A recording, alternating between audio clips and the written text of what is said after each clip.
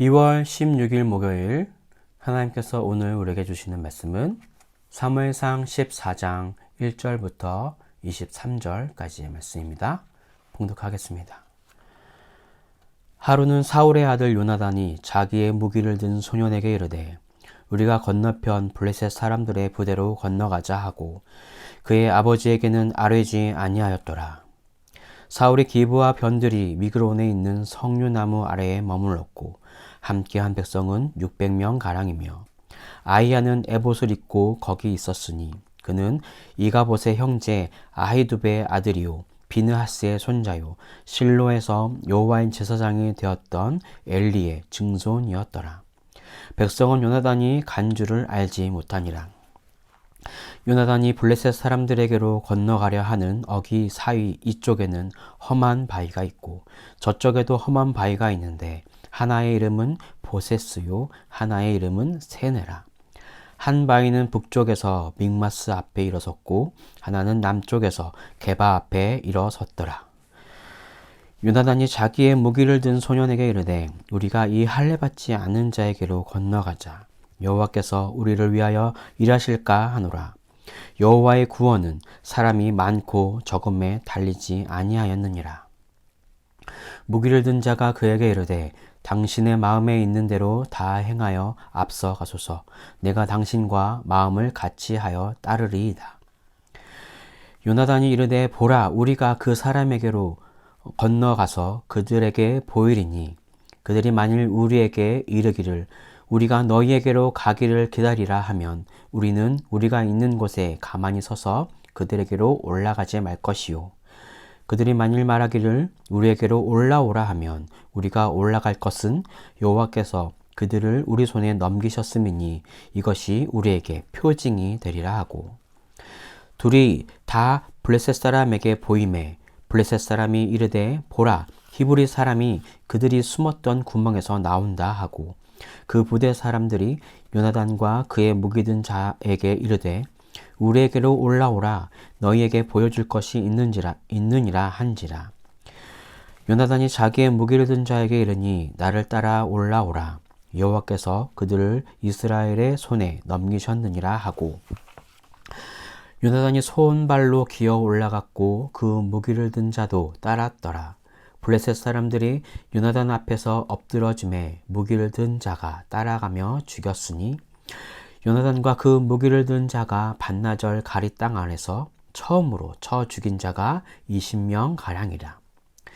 들에 있는 진영과 모든 백성들이 공포에 떨었고 부대와 노략군들도 떨었으며 땅도 진동하였으니 이는 큰 떨림이었더라. 베냐민 기브아에 있는 사울의 파수꾼이 바라본즉 허다한 블레셋 사람들이 무너져 이리저리 흩어지더라. 사울이 자기와 함께한 백성에게 이르되 우리에게서 누가 나갔는지 점호하여 보라 하며 점호한즉 요나단과 그의 무기를 든 자가 없어졌더라. 사울이 아히야에게 이르되 하나님의 궤를 이리로 가져오라 하니 그때에 하나님의 궤가 이스라엘 자손과 함께 있음이니라. 사울이 제사장에게 말할 때에 블레셋 사람들의 진영에 소동이 점점 더한지라. 사울이 제사장에게 이르되 내 손을 거두라 하고 사울과 그와 함께한 모든 백성이 모여 전장에 가서 본즉 블레셋 사람들이 각각 칼로 자기의 동무들을 침으로 크게 혼란하였더라. 전에 블레셋 사람들과 함께한 히브리 사람이 사방에서 블레셋 사람들과 함께 진영에 들어왔더니 그들이 돌이켜 사울과 요나단과 함께한 이스라엘 사람들과 합하였고 에브라임 산지에 숨었던 이스라엘 모든 사람도 블레셋 사람들이 도망함을 듣고 싸우러 와서 그들을 추격하였더라. 여호와께서 그날에 이스라엘을 구원하심으로 전쟁이 베다웬을 지나니라. 아멘. 오늘 본문에서는 사울의 첫 번째 아들 요나단 이야기가 나옵니다. 앞선 13장에서는 요나단이 블레셋 수비대를 치는 것을 시작으로 긴장 상태였던 블레셋과 전쟁이 시작되었던 것을 기억하시죠? 아직까지 블레셋과 이스라엘은 전쟁 중에 있습니다. 본문에서는 그런 상황 중에 요나단은 13장에서 보여준 모습처럼 다시 한번 적진 속으로 들어가려고 합니다. 이번에는 자기의 무기를 든 소년과 함께 단둘이서 말입니다. 여기서 자기 무기를 든 소년은 단순히 무기를 들고 나르는 수행비서 같은 사람이라기보다 요나단을 보호하고 싸움을 잘하는 엘리트 경호원 같은 사람입니다. 그리고 왜 그런지 이유는 나와 있지 않지만 요나단은 아버지 사울에게 말하지 않고 몰래 적진 속으로 침투하려고 합니다. 자, 그런데 대조적으로 2절에서 사울의 모습은 주저하고 머물러 있는 모습을 보입니다. 우리 2절을 다시 한번 보시면 사울이 기브와 변들이 미그론에 있는 석류나무 아래에 머물렀고 함께한 백성은 600명 가량이며, 석류나무 아래에서 600명과 함께 머물러 있다고 기술을 하고 있습니다. 그리고 그 옆에는 제사장 엘리의 증손 아이야가 에봇을 입고 있습니다. 에봇은 제사장이 입는 옷으로 그 주머니 안에는 여호와의 뜻을 물을 때 쓰는 제비가 보관되어 있다고 합니다. 보통 제사장은 성소에 남아 성직을 수행하는 것이 일반적입니다. 이렇게 왕의 개인 비서처럼 전쟁터에 따라 나서 왕의 명령을 수행하는 것은 제사장의 본분에 어긋난 일입니다. 하지만 사무엘로부터 왕위를 폐할 것을 선언받은 이 사울은 사무엘 대신 엘리의 증손 아이야를 선택해서 종교적 구색을 갖추려고 했던 것으로 보입니다. 이렇게 주저하고 소극적인 모습을 보이는 사울과 대조적으로 요나단은 두 개의 바위 사이로 갈라져 있는 블레셋 진영으로 건너가기 위해 바위 위에 서 있습니다. 그리고 요나단은 무기를 든 소년에게 이렇게 권면합니다. 6절입니다. 요나단이 자기의 무기를 든 소년에게 이르되 우리가 이 할례 받지 않은 자들에게로 건너가자. 여호와께서 우리를 위하여 일하실까 하노라. 여호와의 구원은 사람이 많고 적음에 달리지 아니하였느니라. 상황에 주저하지 않고 믿음으로 선포하는 멋진 말이죠. 그러면서 단둘이 적진 속으로 들어가는 것이 정말로 무모한 일인지 아니면 하나님의 뜻인지 분별하기 위해서 표징을 구하고 있습니다. 8절부터 10절을 보시면 요나단 자신들이 적에게 보이는 곳에 갔을 때 블레셋군이 자기들이 있는 곳으로 넘어오게 되면 우리는 그 적들이 있는 바위로 가지 말 것을 말고, 또 그들이 그 적군들이 자신들의 바위가 있는 곳에 올라오지 않고 자기들의 바위가 있는 곳으로 올라오라고 조롱하면 그것이 하나님의 허락하신 증표로 알고 함께 올라가자고 권면하고 있습니다. 마침 요나단과 무기 든 소년이 블레셋 군대에게 자신들이 보이는 곳에 서게 되자 그들은 조롱하면서 올라오라고 합니다. 이에 요나단은 하나님의 허락하셨음의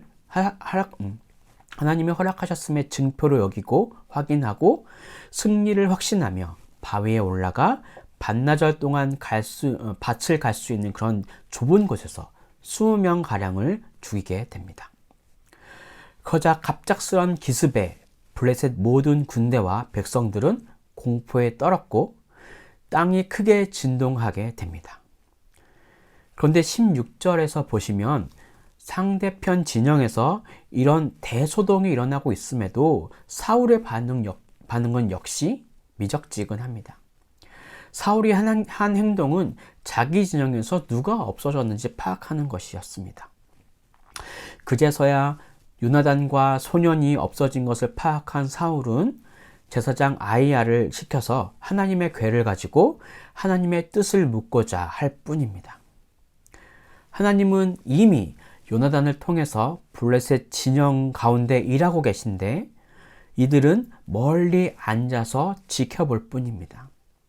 19절 중간에서는 블레셋 사람들의 진영에서 소동이 점점 심해지자 하나님의 뜻을 묻는 것을 중단시키고 백성을 이끌고 전장으로 나아갑니다. 전장에 나아가 사울이 본 광경은 블레셋 사람들이 자기들끼리 서로 찌르고 혼란스러운 모습이었습니다.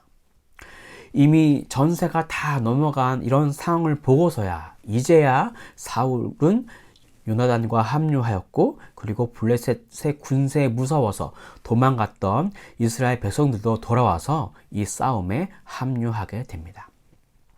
그리고 23절에서는 이 전쟁에서 이스라엘을 구원한 자가 바로 여호와이심을 분명히 하고 있습니다. 자, 그럼 오늘 본문을 통해서 주시는 메시지입니다. 첫째, 어떤 상황일지라도 믿음으로 나아갑시다. 오늘 본문에서 요나단의 모습에서는 두려움이 없습니다. 오늘 본문의 상황을 살펴보면 이스라엘 군대는 바다만큼 큰 규모와 또 그들이 가지고 있는 강철 무기를 보고 두려움에 모두 도망가고 3,000명에서 이제 600명 가량은 남아있는 아주 처참한 상황입니다. 지금의 상황은 그 막강한 적군 앞에서 도저히 용기를 낼 수 없는 그런 참담한 상황입니다. 그런데 요나단은 무기 든 소년과 단둘이 나아갑니다. 이러한 무모한 행동의 근원에는 믿음에서 나왔음을 알 수 있습니다. 6절을 다시 한번 보겠습니다. 요나단이 자기의 무기를 든 소년에게 이르되 우리가 이 할례 받지 않은 자들에게로 건너가자. 여호와께서 우리를 위하여 이하실까 하노라. 여호와의 구원은 사람이 많고 적음에 달리지 아니하였느니라. 여호와의 구원은 사람이 많고 적음에 달리지 아니하였느니라. 인간적인 생각으로는 무모하고 어처구니 없는 행동이지만 요나단의 이 믿음의 고백으로 하나님은 블레셋 진영을 흔드십니다. 땅이 요동치자 혼란케 된 블레셋 군대는 피와 식별도 되지 않아서 자기들의 동료를 칼로 칠 정도로 큰 소동이 일어났습니다. 그렇지만 사울은 600명 정도만 남아있는 상황에서 베냐민 기브아의 석류나무 그늘 아래서 머물러 있을 뿐입니다. 하나님은 블레셋 진영에서 일하고 계시지만 영적으로 무뎌진 사울과 제사장 아히야는 하나님의 일하심조차 느낄 수 없었습니다. 우리에게도 요나단의 고백이 필요합니다. 상황을 보지 않고 하나님을 보는, 하나님이 어떠한 분이신가를 알고 담대히 나아가는 믿음이 필요합니다. 각자에게 주어진 상황은 다를지라도 또한 그 가운데 각자가 당하는 어려움과 실패가 다를지라도 믿음으로 일어서시는 우리 행전의 성도님들이 되시길 바랍니다. 무모한 것 같은 요나단의 그 용기 있는 행동을 보시고 일하시는 하나님이 우리에게도 일하여 주실 것입니다. 믿음은 상황을 역전시키는 위대한 힘이 있습니다. 이것을 마음속에 견고히 새기시고 나아가시는 오늘 하루가 되시길 주님의 이름으로 축복합니다. 자, 그럼 오늘 주시는 두 번째 메시지입니다. 둘째, 영적 전쟁에서 승리하려면 하나님 안에서 하나가 되어야 합니다. 요나단의 기습과 하나님께서 땅을 진동케 하심으로 블레셋 진영은 두려움과 공포로 혼란케 되었습니다. 그리고 자기들끼리 서로 죽이는 일이 일어납니다. 우리가 영적으로 깨어있지 못한다면 블레셋 진영에서의 일은 우리에게도 일어날 수 있습니다. 사울처럼 하나님의 일하심을 느끼지 못하고 요나단이 적진 속에서 싸우고 있는지도 알지 못하는 그런 무감각함으로는 승리할 수 없습니다. 영적으로 미숙할 때 하나님의 백성이라 자처하는 교회 안에서도 마치 고린도 교회가 팔을 나누어 다투고 싸웠던 것처럼 그렇게 우리 교회도 싸울 수 있습니다. 예수님께서는 이렇게 말씀하셨습니다. 마태복음 12장 25절 말씀입니다.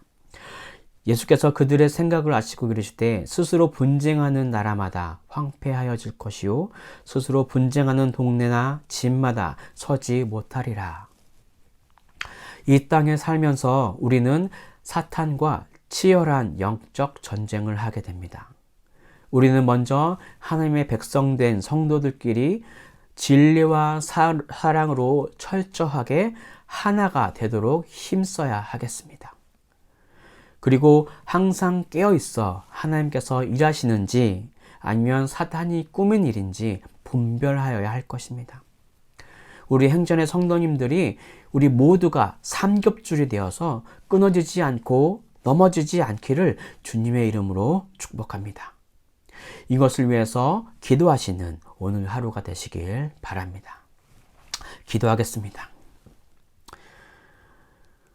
오늘 말씀을 통해서 우리에게 말씀하여 주시는 주님 감사드립니다. 주님, 오늘 주신 말씀처럼 우리의 상황을 우리의 어떤 상황일지라도 주님만을 바라보고 주님께서 일하시고 주님께서 우리를 위해서 그 모든 것을 행하시는 것을 믿음으로 나아갈 수 있는 용기를 허락하여 주시고 또한 우리가 하나됨으로 이 일을 이뤄낼 수 있도록 하여 주십시오. 나 혼자만의 힘이 아니라 서로 하나로 연합되어서 서로 사랑하는 마음으로 또 그렇게 섬기는 마음으로 주의 일을 행할 때에 진정한 하나님의 승리를 경험하는 그런 우리 행전의 성도님 될 수 있도록 인도해 주시고 또 우리 오늘 하루가 될 수 있도록 하나님 인도해 주십시오. 그렇게 인도하실 줄을 믿으며 이 모든 것을 예수 그리스도 이름으로 기도드립니다. 아멘.